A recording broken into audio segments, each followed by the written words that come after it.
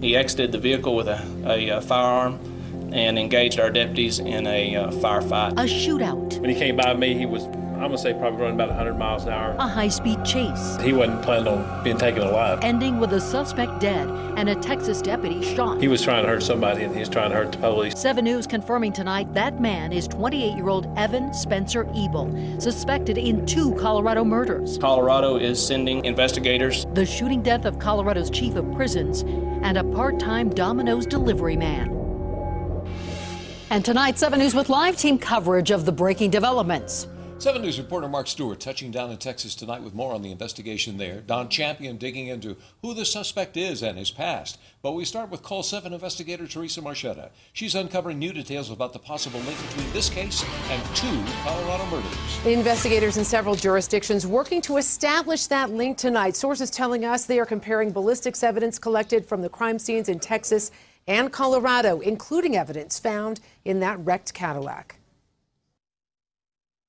Federal and local sources confirm a Domino's pizza box and jacket were found in the wrecked car in Texas. While investigators have stopped short of directly linking the evidence to last week's murder of a Domino's delivery man in Denver, the CALL7 investigators confirm officers from Denver and Golden are in Texas tonight. Deputies from El Paso County also in Texas looking for possible ties to the Tom Clements case. Here's why. The vehicle the suspect in Texas was driving, this black Cadillac DeVille, matches the description of the boxy car seen in Monument the night of Clements' murder. The wrecked DeVille has 2 different Colorado license plates. The CALL7 investigators uncovering the rear plate is registered to a 2000 Volkswagen. The front plate does come back to a 1991 Cadillac DeVille. It was registered to this house in Aurora last August. The family who lives here isn't talking, but sources telling us they sold the Cadillac last weekend. We're also uncovering new information about what happened at the Clements home the night he was killed.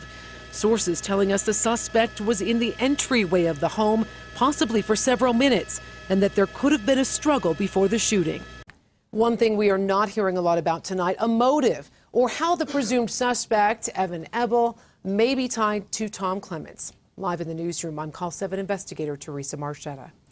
7 News always investigating, looking into the background of the alleged suspect Evan Spencer Ebel. Knowing his last steps will be key for investigators as they connect the dots in their investigation.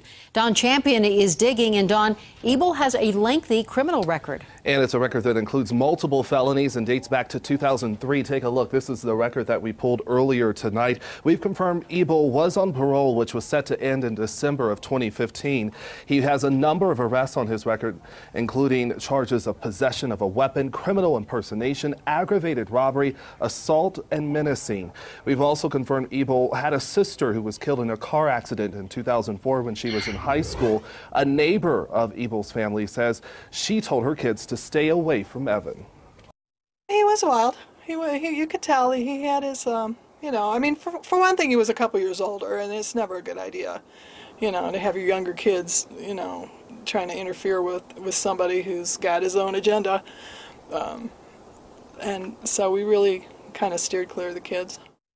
Now, that neighbor went on to say that Evan's father did his best to try to get his son back on the right track after he got in trouble with the law. Now, tonight, investigators in Texas are still not identifying Evan Ebel as that suspect in that chase and shootout today. Sources tell us they are waiting to get fingerprint tests back in order to release that true identity. At last check, authorities in Texas said the suspect was in a Fort Worth, Texas hospital and was basically brain dead from his injury from being shot in the head. Reported live, Don Champion, 7 News. Now, the chase in Texas covering 2 northwest Texas counties. It started around 11:30 this morning when a deputy stops that black Cadillac in Monte County. That is near Bowie, Texas. The suspect firing on the deputy, hitting him 3 times. Then he takes off. He leads officers down 287-81 all the way south into Wise County, and that's where the suspect veers off onto Highway 380 in the town of Decatur. Then he gets hit by a semi at a busy intersection and the shootout ensues. 7 News reporter Mark Stewart live in Texas tonight. Mark, investigators in Colorado, now in Texas, looking over the evidence after that chase. Right now, here in Texas, investigators from Denver, from Golden and El Paso County, I am told they had a brief meeting that wrapped up just about 2 hours ago. About 45 minutes ago, I talked to the Montague County Sheriff. He is telling me that first thing tomorrow morning, crime scene technicians will start to go through some of that evidence that Teresa was mentioning. Things like clothing, pizza boxes perhaps, ammunition, weapons, anything that could link the man to the crimes in Colorado. Let's take you to the end of that high-speed chase that wrapped up here in Texas just about 4 or 5 hours ago. As you can see from above, you can see that car that crashed into the 18-wheeler. The sheriff from Montague County is telling me that his deputy radioed a description before making that initial traffic stop that triggered the chase. As you will now hear, the man was armed and not afraid to shoot at police. When he came by me, he was, I'm going to say, probably running about 100 miles an hour. Just had his left arm out the window, and he was just shooting.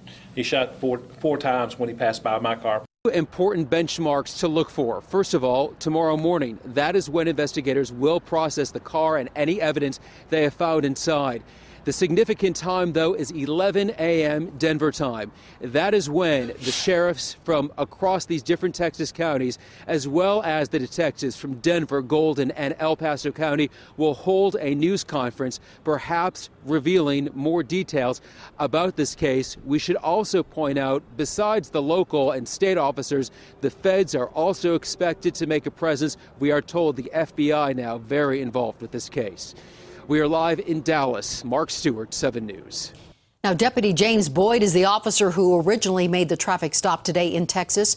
Police say the suspect started firing at him as he approached the car. He was shot twice in the chest and grazed in the head. Police say Deputy Boyd's bulletproof vest saved his life. Deputy Boyd from Montague County remains in the hospital tonight and is expected to make a full recovery. In El Paso County, the sheriff's office still looking for a speed walker who may have been in the area around the time that Tom Clements was shot. The woman described tonight as a white female between 35 and 50, wearing light pants, dark windbreaker, and hat. She's not a suspect. Police still want to talk to her, however, about anything she may have seen. A public memorial service planned Monday for Tom Clements. The service set for 10 in the morning at the New Life Church in Colorado Springs. The private funeral for Clements will be held on Sunday. The governor asking flags to remain at half-staff throughout the state through Monday. So here's the latest on that breaking news that we've been following all day for you. Investigators from El Paso County, Golden, and Denver are in Texas tonight looking for links between the shootout in Texas and 2 Colorado murders. 7 News confirming tonight the suspect is 28-year-old Evan Spencer Ebel. He has been declared legally dead. Police now searching for a motive in the killing of Department of Corrections head Tom Clements and part-time pizza delivery man Nate Leon. And 7 News breaking new information all day on the 7 News mobile app. You can download the app yourself for free. Just search for 7 News in the Apple Store or Google Play Store.